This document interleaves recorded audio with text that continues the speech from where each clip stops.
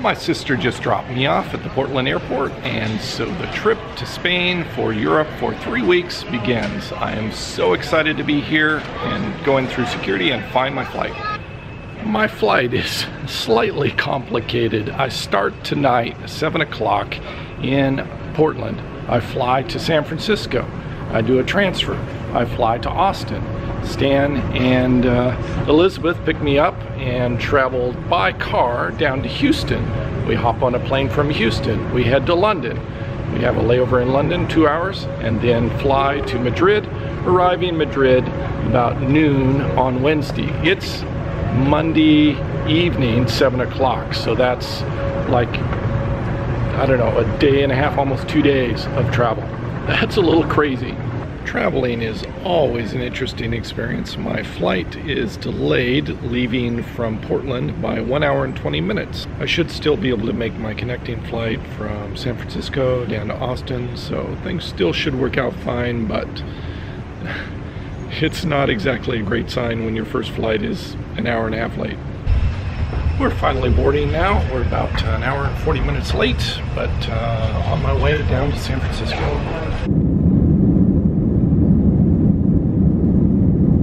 Just exited the plane and I'm headed very quickly from one plane to the next. I've got about 20 minutes to get there. Got to find Terminal 81, I believe. Chances are looking good that I'll make the flight. I made my flight and I got an upgraded ticket. I've arrived in Austin.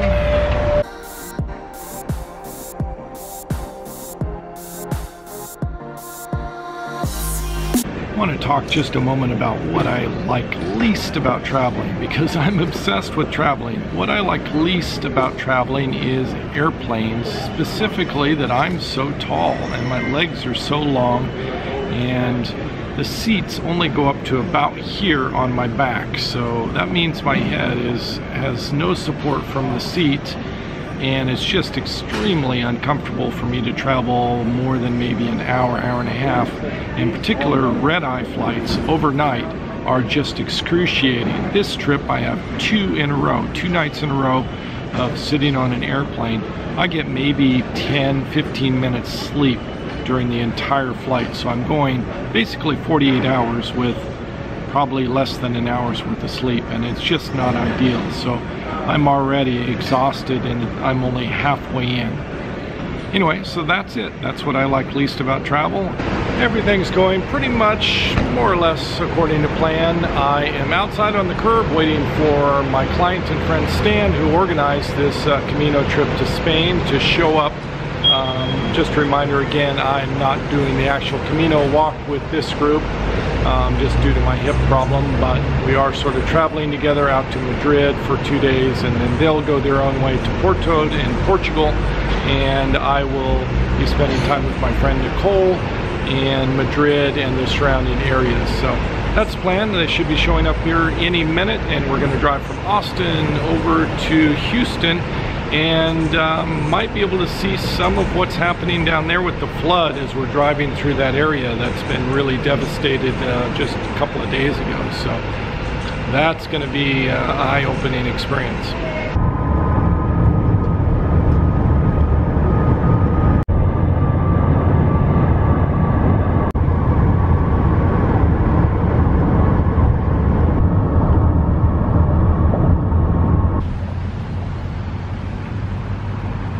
We're stopped for just a minute outside of the Houston airport so that we can rearrange the luggage, get things ready, so when we go through the passenger drop-off, everything's ready to go.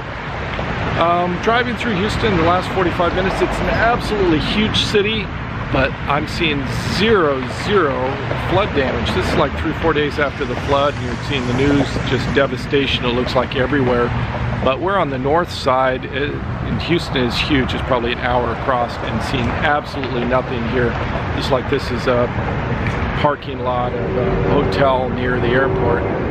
It's perfect here. You see absolutely no damage. And driving along the freeway, nothing. Stan's back here. He's been inspired by my minimalism, so he's decided he needs to downsize his pack here. So he's going through his pack and removing random items so that he can cut down his size of his load. So do you want to take the things back that you put in my bag? How much are you going to leave behind, Stan? Oh, at least a pound. At least a pound. You came in at what, 50 pounds? 51 pounds. 51 pounds. All And right. you, Elizabeth? 40? 40 right on. Okay. How many pair of shorts? I took 2. 2? And swim trunks. I apologize for the power tools. They're trimming the lawn next here. Stan is now down to 39 pounds, so Elizabeth feels like she needs to pull some things out so she has less than Stan. And we've arrived at the airport. We're probably about 2 hours ahead of schedule. Plenty of time. I'm in Houston, and just in a few minutes we're going to be departing over to London. They upgraded both of my tickets to emergency row, which is pretty awesome, so I can hopefully sleep a little bit better, have comfort. 9.5 hours the first flight, second flight 2.5.